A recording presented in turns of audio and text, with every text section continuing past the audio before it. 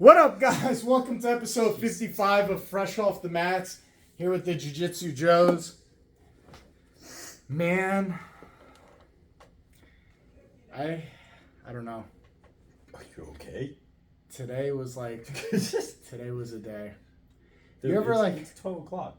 Well, almost 1. I went to the gym this morning and you ever at the gym and you're like, what the fuck is happening to me? Like, why am I being like this? Like, why am I not like performing to like normal? Like, I don't need it to be the best workout of my life, but like, it wasn't even standard. Like, I just got there and it was just like, I'm here. It's one of those days. Bro, I was getting so frustrated, and I don't know if this is me doing it to myself because I don't I'm not a good I hate deadlifts. I suck at deadlifts. And I don't know if I mentally tricked myself into feeling this way because I knew deadlifts were programmed for the day. Yeah. Or if it was just because I'm having an off day, like it being Thursday towards the end of the week. I don't know. But like, I was so mad at myself at the gym and so frustrated that like just simple shit was not going right and didn't feel right. I'm like, I need to pause. Is it because I actually don't feel my best because it's towards the end of the week and I'm tired? Or is it because I'm psyching myself out of it because it's something like I'm not good at? Which like, I'm okay with sucking at stuff. I'm okay with like, I suck at this, but like, it is what it is. But like, if it's times 10 because it's something I'm not good, like deadlifts where like, I just don't like them. I don't know. It's definitely, so I've actually had that conversation with my clients, and it's because they'll report to me, they'll be like, I just pushed through the workout. Now, what I tell my clients, dependent on what their goals are, right? So if I have a client and let's say I have someone who's like, they're trying to build up their physique, and we are sculpting them, right, a certain way. Yeah. I program it for a reason in the days of they're ordered in, right? Now, if it's someone that they're like, I'm just trying to build my body. I'm trying to get better workouts. I want to feel better, fit. right? Yeah, I want to be fit. I'm like, all right, the next time you feel that way, do your favorite workouts. Yeah. I don't tell them to follow the plan. I'm like, find your favorite workout. I don't care what you do. Yeah. Pick your favorites and do your favorites that whole day. Yeah. And that's it. And then eventually what tends to happen is they'll start off the first like 1 or 2 exercises will be their favorite, and then they end up doing the programming that was designed for them anyway. Yeah. Because it's like a mental thing. Because you can definitely mess yourself up. But you're for me, I hate squatting now because of my knees. Like because I'm always so concerned, and my squats compared to like my deads and my bench is shit. See, I'm the opposite. Squats dude, I could squat way more than I could deadlift, and I'm way opposite. I can pick up the other day I just loaded up 315 to see squats if I could. Make me I picked happy. up 315 easy. Last time I picked up 315 was like a year and a half ago. Yeah, squats make me happy. Like when I'm like, oh yes, it's squat day. Like I know my legs are gonna feel good. I always feel like rejuvenated after I squat. Like I don't know what it is, but when deadlifts, it's like it sucks the soul out of me. And like I had to do 5 sets of 3 reps. Anywhere from 275 to 315, he gave me that range to work with. So I was like, all right, 295. And I was just getting so in my head, like prior to doing those 5 sets, 3 reps, you had to work up to like a heavy day. And then that's your working set there. And like, dude, I was deadlifting the 295 and like, I was just so in my head, like, why am I feeling so weak? Why do I feel like a bit? And then I just needed to like pause and be like, bro, there's a lot of people in this gym that would be happy to like do 295 one time, and like you're doing. And that's also it's like the whole body dysmorphia. It's also like that body dysmorphia thing, bro. Like I actually went through that like 2 weeks ago. Yeah. Matt got really mad at me about it too. Just because it's real. Oh, dude, like I was looking in the mirror. Like this is a good topic, by the way. I don't think we've talked enough about body dysmorphia when it comes to like fit people. Yeah, if you guys aren't sure on what body dysmorphia is, so the people watching or listening, it's where people who are in shape, they're not. It's the same thing like when bodybuilders. Like bodybuilders never think that they're actually big enough. So they keep trying to stack on more and more and more muscle. And it sounds crazy because typically when you think of body dysmorphia, it's like the anorexic who doesn't eat because she doesn't feel like she's skinny. She thinks she's fat. Yeah. But this is like I don't know, reverse body dysmorphia. Body dysmorphia, but the other way. For like fit people. Yeah. And that's how I feel. I always feel like, I'm not strong enough. I'm not big enough. I'm not. And it's just, bro, this thing will fuck with your head sometimes. And, like, it doesn't happen to me often. I want to say, like, 10% of the time it hits my brain. But what you did is, like, the perfect thing is, hold up, there are people out here that would be very happy to be here. Yeah. Right. So like one of the things that was the harder things for me, and it sucks because everyone obviously means well, right? Yeah. But before where I'm at now, like, and I'm not the leanest I've ever been. I'm not shredded right now, but like I have my 6-pack again. Like I'm lean. I feel like good. you're pretty lean and shredded. No, like I've been more where my veins were all popping consistently throughout the day. Like that to me is shredded, and I've been there. Because it's impressive the amount of weight you lost. I'm like, but that's where that's the hard part for me, is I know where I can still go. Mm-hmm. And finding that comfortable spot, like right now is a good comfortable spot. I have to argue with myself every day, don't get down to 155 to 150. Because I can get down to 155, 150 easy, right? I can still cut my calories a little bit more, get down there and be lean. Like you'll see striations everywhere. Mm-hmm. But that's the problem is like I said, like 2 weeks ago, I'm looking in the mirror and I'm like picking at bro, I barely am able to grab anything now. But I was sitting there picking at it. I'm like grabbing things, like looking at my arms. I was like, and I started just ragging on myself. And Mac like passed you, what are you doing? I was like, I'm like fat as hell still. And she was just like, no, you're not. And like she was actually like upset with me because I'm sitting here and I'm like, it was because the thing is, it's not me like, oh, woe is me. Like, oh yeah, I have like a little bit more fat to lose. Like it's like a legit thought. Yeah. Where you're sitting there looking at yourself. And again, it's a mental thing. It is real, just like how anorexia is, where they think that they're fat when they're actually not. It is a true. Well, you used to be like legitimately fat, right? Like like back in the day. Like when I was a kid at 12 years old, like the ages from like 10 to up to 13, actually, it was right before high school. So 10 to 13, I hit between 140 to 160. Mm. So mind you, I'm only 5'9". Yeah. At that time, I didn't hit 5'9" until junior or senior year of high school either. So you were shorter. I was like 5'2", 5 foot. So being 140, 160 at that height, I think Chucky boy. I think it impacts you more when you used to be fat because you know what it's like to be there. Like when I was like in high school, graduating year of high school, I was 265. I'm like 5'11". Sometimes you guys joke and say I'm 5'10". I'm 5'11". But like I was 265, size 48-inch waist, like had big titties. Yeah. Like bro, it like you can't see them now. They've kind of faded, but like I had stretch marks and stuff. And even to this day, like I'll just be like, I'll do this. Like I'll be like, God damn, there's fat there. There's fat there, and where it's like the fat guy fix. So like it's like a thing where you'll see like fitness guys post it. And it's called like the fat guy fix. So like they'll be working out and then they do this.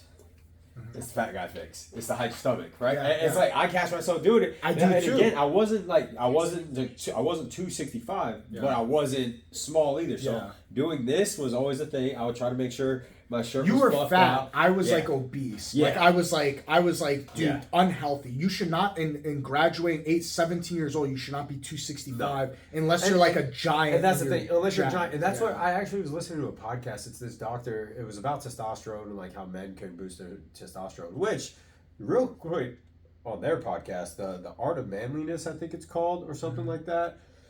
I'll look it up and get the actual name, but phenomenal podcast. The guy, he went to law school, was a lawyer and all that, but like started a podcast to first start off like helping men, but now it's just like informational. Mm-hmm. Pulls in these top guys like this, and this doctor was going on the whole thing. Bro, even if you're a kid, like these guys that like these football players, bro, they'll get a high school kid and they'll try to chunk him up. Like, dude, he's trying to what? Like chunk him up, like put on all this weight on this like kid. Make him fat? Yeah, like he's an O lineman or something like that. I get what you're saying. They just to make okay, bro. And it's like, dude, this is a high school kid. Yeah. Like, what people don't get, adipose tissue, which is fat tissue, that like that's the big fat, not like the organ tissue and all that. Yeah. Dude, it will fuck up your testosterone, and these people don't understand. You're doing this to kids. Like that is a 14 to 18-year-old kid that you're messing up. There's a reason why when you're fat and you start losing weight, your testosterone level goes up, is because you're losing that fat tissue, you're building muscle. Yeah. Like your body reads it as a response and says, oh, we need more hormones to build these muscles and shit like that. That was actually a fun thing. That was one of the topics. I didn't know this. You know, you could be in there's top athletes in the world, extreme like high-end athletes, like professional athletes. Muscle mass and athleticism actually don't correlate with testosterone. Oh, really? Yeah. So it can obviously help, but there are guys like when you look at the top bodybuilders, because of how lean their muscle is or how lean their body fat is, they're at the point where their body is just surviving. Your testosterone levels, there's to extremely drop unless they're obviously on peds. Well, I think it's a balance. It's like a tightrope, and it's a balancing act of like you have to have some fat on your body. You can't walk around 1% body fat like so you die. For men, and it's not being morbidly obese. Like you have to have this balancing act because think about it, if this is the normal human, right? If you go too far this way and you become obese, it's gonna fuck with your hormones. If you go the other way, it's just everything in life. It needs a respectable balance. You can't be too far one way or the other, and like. Bro, I don't want to. I want to circle back to the body dysmorphia thing because, like, I don't want to go off on another tangent. But like, you were gonna make a point. You said something where like Mac was talking you down. Oh yeah, so the whole thing, like, it is a true mental battle. I don't want to say disorder, and I don't want to say battle like you're battling cancer or something like that. Like I said, I think about this stuff like 10% of the time. Well, that's the thing. It's not like every day that I go, oh, I'm fat, oh my god. So but like it creeps in. But that's here for and you. Yeah. So body dysmorphia is a true mental disorder. Yeah. Right? Because it's like I said, it is just like anorexia or bulimia. But there's degrees because there's not anorexics like here, but there's some anorexics right here, and right here, yeah, right here. exactly. And so that's the thing. It's just like how there's people who for are me, depressed. I would say some people it's are 10%, depressed, but then there's the people who are like, man, they need to be secured because they will. There are people who are like 50% depressed, 50% not, 60, 70, and so on. And so that's the thing with body for me, dysmorphia. It's 10% with the body dysmorphia. It's only like here and there where I'm like days today when I it's usually when I perform bad. Yeah. When I perform bad at the gym, thinking about it. When I perform bad at jiu-jitsu, that's when I get harder on myself. And I think this is a good thing. Like, there are going to be people out there like, oh, don't be so hard on yourself. I think this is what's needed for athletes and people who are in the fitness industry. I think you need a little sprinkle of this dose of reality because that's what keeps you in check. Yeah. If you go around and you're like, oh, no, I'm great. It's just like with anything. I'm comfortable. I look like a fitness god. I'm comfortable. You will not strive to push further. Yeah, because then you're going to start slacking. And then you're like, oh, I can get away. Look at me. I'm a Greek god. Yeah. And then you're going to start slacking. I think everybody needs a little bit of thatness. It's always that little switch in your head, but that's where things have to be under control. So I think you'll see body dysmorphia in a higher range for people like bodybuilders, physique competitors, because it literally you have to have a look. Because what a lot of people think is, oh, as long as you get shredded, like I'm lean right now, I can't step on stage. Yeah. Because you have to also have proportions. That's what people don't get. They're not just up there flexing and all that. Like it's got to be symmetrical. Yeah, you have to be symmetrical. I can't have my left quad smaller than my right quad. Yeah. Which is like a true issue for me because my injury's on my leg. The amount of times I've hurt this leg, I've had to have so much time off of it. I never spent the time to actually recover it to make them even again. It might be like a minor atrophy where like visually I wouldn't notice the difference in your legs, but when you step on stage... When I measure it, it shows. So like this one I think is like 1 inch smaller than my right quad. Which visually no one would ever notice. Won't pick that up. But when you go step on a stage, when they start flexing, well, they actually tape you. They'll tape you. Oh, they measure those guys? So there's pre-walk-ons and stuff. Then they do pre-checks. I thought bodybuilding was all visually what the judges see. I didn't know they actually measure them. Both. And they'll also get out symmetrical stuff. And that's also why these guys, they measure themselves as well. They're like, I need 24 inches. They'll be like, I'm 24 inches here. Oh, this is only 23 and a half. I need to start pumping this one up more. And so that's why they start doing things like that. The art of bodybuilding, like people look at it and they're just like, oh, these guys just work out all day. No, they have that shit down to a science, especially now. From the 80s to now, dude. It's a different game. And I understand that it correlates to like what we do for jiu-jitsu, but the discipline to spend 3-4 hours in the gym working out, I don't have that. And it's also not just working out. That's another thing too. Like I said, like they are sculpting. Yeah. Like, it's not just like, oh, get in there, get a good workout. Like, I work out. Yeah. I go in, get a good workout. You go in, get a good workout. An hour, at most an hour and a half. But when you're bodybuilding, you're there for hours because you're like, okay, when I am working my back, I have to hit every little muscle detail. So it's just like, all right, let me hit my sword draw. So when I do my sword draw, I can get like the rhomboids and I'm able to get my rear delt all at the same time. All right, now I need to isolate the rear delt. So let me hit some rear flies. Okay, now I need to do lat pull downs, but I have to do lat pull downs 3 different ways so I can hit the different areas of the lat muscle, right? It's little details like that.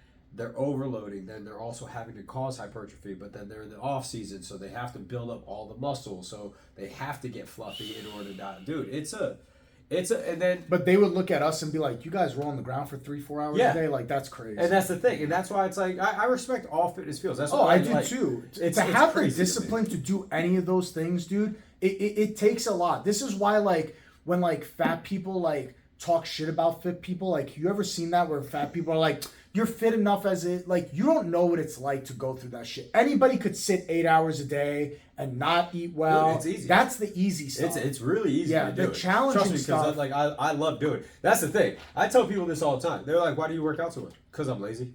Like, I am a very lazy individual. Yes, I work. Yes, I have my own business. Yes, I try. I'm doing my stuff to get it. But when it comes down to it, I love to sit down, watch TV. I love to sit down and play video games. That is my jam. If I can do that, I am happy. Bro. But when it's like, do you know there are days that I sit on the couch and like I just stare at my gym bag for like 10-15 minutes before I leave the house.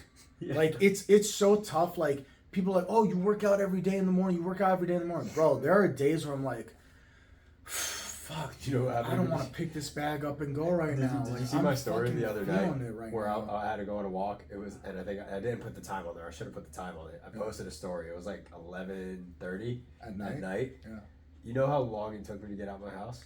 Oh, I wasn't supposed to walk. Probably longer than the walk should have been. Bro, the walk was 45 minutes. Yeah. That's it. I go outside, I put a weighted vest on, and I go outside and walk for 45. Yeah. Bro, 4.5 hours. Oh yeah, dude. 4.5. And you look back, 3.5 because it's, but here's the difference. After jiu-jitsu. 3.5 hours. Here's the difference. Here's the difference. Is that, like, you did it. Yeah. Like, you know what I mean? Like, you had to get through that, and this is like what's considered, but like what you consider as a bad day, like, "Oh, it took me 4 hours to do this 45 minutes." What you consider as a bad day, that's some people's best day of like fitness for them. Yeah. So like, and that's the way I looked at it today. Like, after I was done with like the deadlifts and stuff, and I was like, "Fuck, I hate myself right now." I was like, bro, what's shitty for me today as a workout is some people's best day in the gym. So like, you kind of gotta like weigh it out and just like, you can't. There's 365 days, right? Let's say you work out 300 of the 365 days. If you have one bad day at the gym, that's less than 1% of like a year. Yeah. You got to look at it in the scope of that. And that's why one of the things I also try to always tell the people I work with is like, dude, your goal should just try to be 1% better every day. Yeah. Like, you're not trying to get 100% better. This is why I tell people, no, don't try to jump in the gym 7 days a week. I have a client right now, I'm working with her. She's very overweight, right? Like, she's hitting the 300s. Mm-hmm. But now she's hitting me up, so she wants coaching. And I was like, that was your first step. Great job. Yeah. And she was like, I didn't do anything yet. I was like, no, you did. I was like, you don't understand that. Reaching out and finally admitting, like, I can't be here anymore and do this type of lifestyle, that's a huge win. Yeah. And then she starts telling me, every day I'm in the gym. I was like, don't do that. I was like, stop going. Yeah. Because then she goes, I'm in the gym 7 days a week. I'm trying to go out and walk every single day. I quit smoking. I quit drinking. I was like, okay, one, what kind of coach would I be to try to tell you to go back to smoking and drinking? I'm not going to tell you that. Great job quitting cold turkey. Understand, and I gave her the list of everything that she's going to end up feeling, what's going to happen. I was like, go buy gum. I was like, after today, go buy some gum because I'm going to tell you now you're going to need it. And I was like, you're going to need some oral fixation. It's going to happen, and I don't want you to because you're afraid of the burnout happening. Yeah. Where like she goes 7 days a week. I started prepping, and I started prepping. I was like, and I also need you to cut your days back in the gym. She goes, what? Like, why would I want to go less? I was like, because I need you to be consistent now. I was like, I'm not looking at 8 weeks from now we get some results. Yeah. No. I want you I need you for the next few years to stick with this. I want you to change. Like, I need you to do this to make it where, I'm in the gym 3-4 days a week, working out consistent. If you start walking every day, that I'm okay with. But she's like, my back is killing me, my legs are hurt. I'm like, yeah, because you went from not doing this to every day. Literally every day. Now you think your body's just going to accept it? Like, that's not how it works. Mentally, can you get there? Look at David Goggins. Yeah. But also, look at David Goggins. Yeah. Like, you have to be at that type of mentality where you will take zero shit from anything, including yourself. But also, dude, look at David Goggins in the aspect of, like, bro, have you seen his feet? Yes. They are mangled. His knees are mangled. Oh, yeah. His doctor was like, bro, and that's my issue with it. Is it possible? Yes. Is it healthy? No. Sometimes your mental toughness works against you. Like, that's an example, clear cut, where the guy's mentally stronger than his physical body can take on workload wise. And the guy's a beast. I'm not talking shit about the guy. The guy's an animal. and we need people like that. Oh yeah, he's a hell jumper too. Like the guy, he's a fucking. The guy is an awesome person. Yeah, but understand that it takes a toll. He is David Goggins. Yeah. Like he's a 0.0000001% freak out there that like. And then people think you'll see one of those every day. Years. Like you're David Goggins. No. He's doing more than just running every day. He's weightlifting every day, whether it's body weight or not. He's going on his runs, but he's also, again, he's a hell jumper on his off time. That is not an easy fucking job. I was listening to a podcast with Huberman, and Huberman was talking about how, like, he had a whole active day with Goggins. Like, they worked out, they went for a run, blah, blah, and then they had to jump on a plane to go somewhere else, and David Goggins just packed up his bag and started walking out the door. He's like, where are you going? He's like, I'm going to go run to the airport. Like, what the fuck? Like bro, I'm gonna call it a fucking Uber. Bro, this man ran 20 miles to the airport. Like, and see, that's what I mean. That's a different level. People think they're like, I went on my fucking 5-mile run today. Bro, that's a different level. Like, no, dude. Like, to just be like, you know what? We gotta be at the airport at 5. I'm gonna leave at 1, so that way I can make it to the airport. You know my thing though. You know what I think? I think he also has the Kobe mentality. Yeah. So dude, when he has because when he has someone over, I think he's upping it. Yeah. You know what I mean? Like, I'm not saying he doesn't do these things on his own. I think he does. I think even on his own, he'd be like, "Yeah, I'm gonna run to the airport. This is it. I don't need a fucking car. Like, he's just a freak, dude. The guy's like." But again, he's a case study that like should be studied for a long time because his mental toughness goes way beyond anything I've ever heard of, seen before. And that's the thing. He might be even mentally tougher. It's two different things. I was gonna say mentally tougher than Kobe, but Kobe was a basketball player. It's two different things. But like his mental toughness is so unreal. Like it's so next level. It is, but that's also that's the big problem that people will try to be like, I'm gonna be Goggins level. No, you're not. Be Goggins level at some other aspect. No, you can't be Goggins level. Be your level. Yeah. Don't fuck Goggins. Be your fucking level. But strive for it. Yeah, strive. I made a post the other day about striving for perfection. Yeah. You will never be perfect, but you can strive for it. But the thing is, you cannot compare. I cannot compare myself to you. If I compare myself and try to be like, oh, why am I not like Joe? Disappointed. Every single day I'll be upset, and then I'm going to end up quitting. But if I'm like, oh, well, yesterday, what do I say all the time? Well, with the fucking choke that you kept attacking yesterday, what was it? The bow and arrow. The bow and arrow, right? And my win was I didn't get caught. Like 6 different times you went for it, and 6 different times I stopped it. Yeah. It's not that I was able to finally be like, oh wow, I tapped. I was able to. I survived. You can't compare yourself to other people at a certain level because like, dude, like just for me to go like lose weight, I'm like, dude, fucking. Joseph could like cut weight so easily, but then I'm like struggling just to lose 10 fucking pounds, and I'm like, you can't. Comparison is the thief of joy. You got to be able to do what works for you in your aspect of life. Okay, I play Magic better than Joseph does. He should not compare himself when it comes to playing Magic the Gathering that way. But he could cut weight significantly better than I could cut weight. But you cannot compare yourself that way. You eat freely. That's what I'm jealous of. No, I do not eat freely. Do you track? No. I'm not as no. So that's what I mean. When I say I eat freely, I'm like I thought you meant like clean. No, what I mean by free. My diet's 90 clean, 10. And see, that's where I'm not, and that's my thing is I don't eat like that because if I don't track my food, and this is why I say like, and this is a perfect thing for the comparison, and this is why I look at. I wish I could do what you do, where I can have that lifestyle where I'm like, all right, my 90-10. When I say 90-10 to people, I'm like, yeah, 10% of the month. That means 3 days out of the month, you don't have to track your food, eat whatever, right? Yeah, that's like on the weekend when we go to Nice Guys, that one night out on the... But people see that one night, and they're like, oh, he eats like this all the time. Or we go to Ginza, and like I eat like 10 rolls of sushi. Oh, he eats like this all the time. Bro, it's like 3 or 4 days out of the month that I do that. And this is not an everyday thing. That comes out to a 90% win rate, and that's also a thing that people don't understand. 90% of the year, if you eat bad 3 days out of the month, and I'm saying only 3, that's it. That is 90% of the month, and if you do that consecutively all year, that means at the end of the year, you have won 90% of your year. That is an A rating. Yeah. You will have progress, and that means you can celebrate your birthday. You can celebrate your spouse's birthday, possibly friends' birthdays. You can celebrate Christmas, Thanksgiving, New Year's. Fucking name a goddamn holiday you can celebrate. Bro, 3 days out of every single month, that's plenty of time, bro. You're getting 36 days a year to just eat whatever and just party, right? Fine. But that's still 90%. But what I was meaning was, in the comparison way, is what I do is I weigh my food. I have to track my food. I can't just be like, oh yeah, I'm gonna eat this, and this. You're like my sister. My sister does. She's very good at and I praise her for it because, bro, for me to sit there and be like, oh, I'm eating 8 ounces of chicken. I just eat 2 chicken breasts and I call it. And I don't like. See, I can't do that. And when I do that, and that's where I wish I had that. What happens if you did it the way I do, where like you kind of eyeball? You tend to eyeball it more. Yeah. So that's my issue, and that's usually what most people's issues are. They overestimate how much they need. How much they actually need to eat.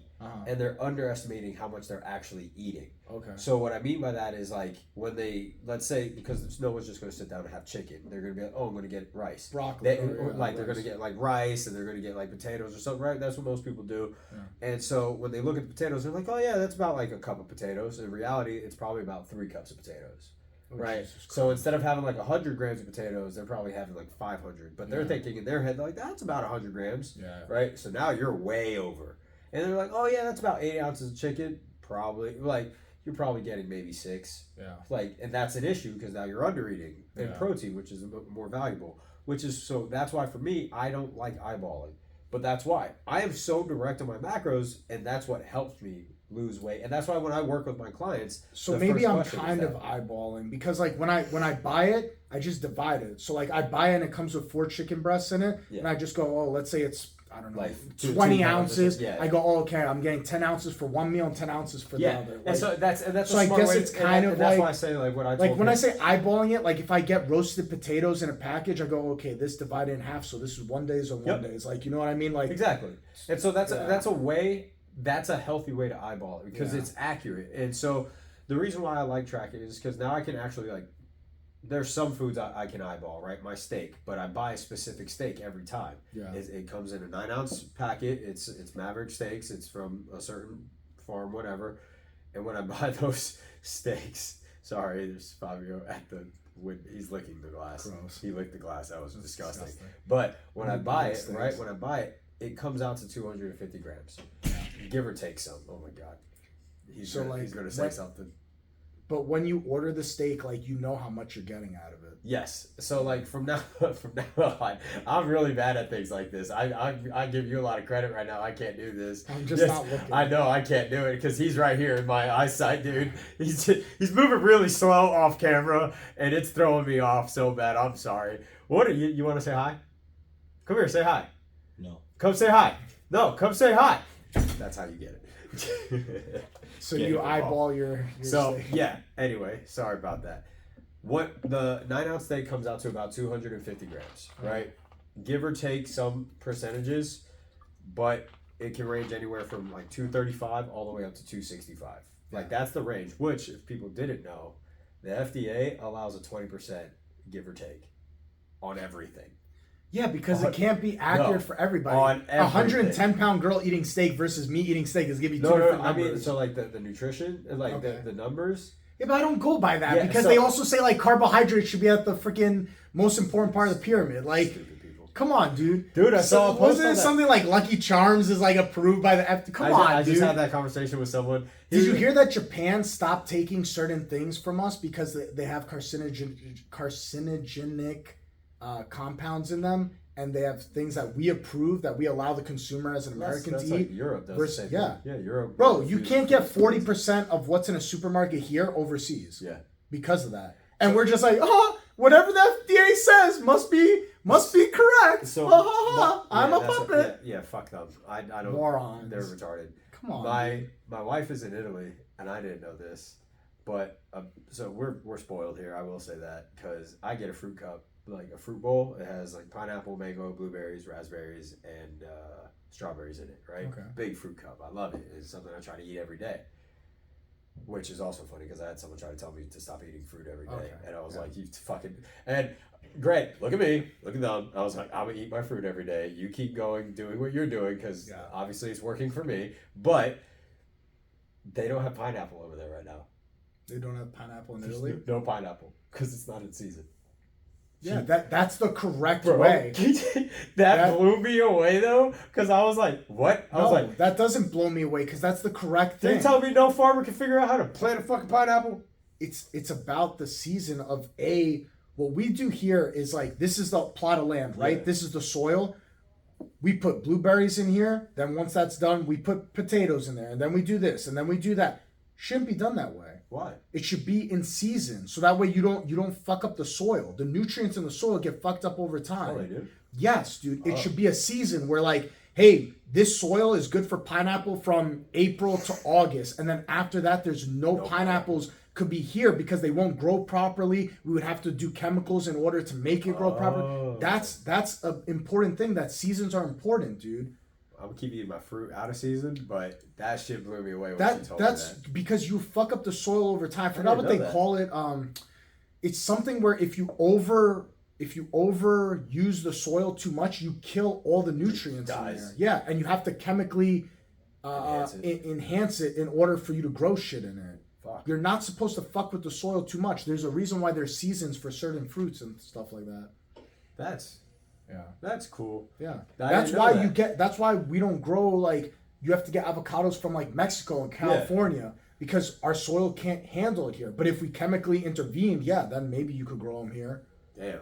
Yeah. I love pineapple. You don't want to fuck with the soil. The soil is very important when you're planting things on how things grow a certain way. If you fuck with the soil too much and you over abuse the soil, it will lose its nutrients in it. Oh shit. Yeah, it's important. That's why people who like home grow shit, you only grow like tomatoes here, cucumbers here. Like you don't fuck with it too much. Okay. Yeah. See, damn. Yeah, that it blew me away because I didn't know that. So when she was telling me that, I was like, because I was like, you telling me you can't find a single pineapple? She goes, no, like they don't. It is out of season. I remember growing up.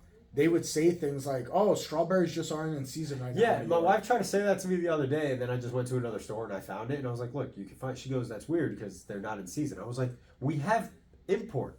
I was like, "What do you mean?" They take them from other places. Yeah, so like, but there are times when you'll notice that strawberries cost less. Just because that means that we're probably growing them in Florida versus like having to ship it in. But that's what I said to her. I was like, "You're telling me, but you don't want it shipped in because then it's sitting on a boat or it's sitting on a plane or it's sitting on your strawberries shouldn't be sitting on fucking pallets, dude."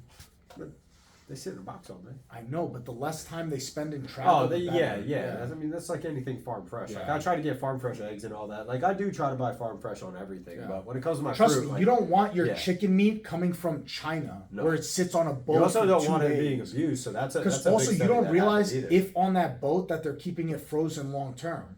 Oh yeah, if they're just defrosting it later. Yeah. Yeah, that's true. Like flash frozen and then they freeze it in China. It spends 2 weeks on a boat to get over here. Then when it finally gets here, bro, you don't know if it thawed out there. You don't know if the guy fell asleep and didn't turn on the freezer all the way.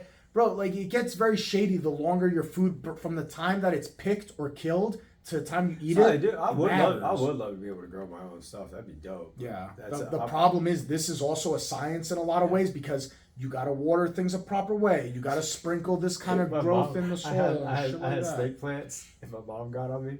You can't overwater snake plants. I didn't know that. Yeah. Apparently, if you give a snake plant too much water, it kills it. So I drowned my plants. Oh, I didn't know that. So you could drown plants. So there's that. Yeah, bro. And there's like a whole world out there of plant people who are like, I'm a plant mom. I'm like, shut the fuck up.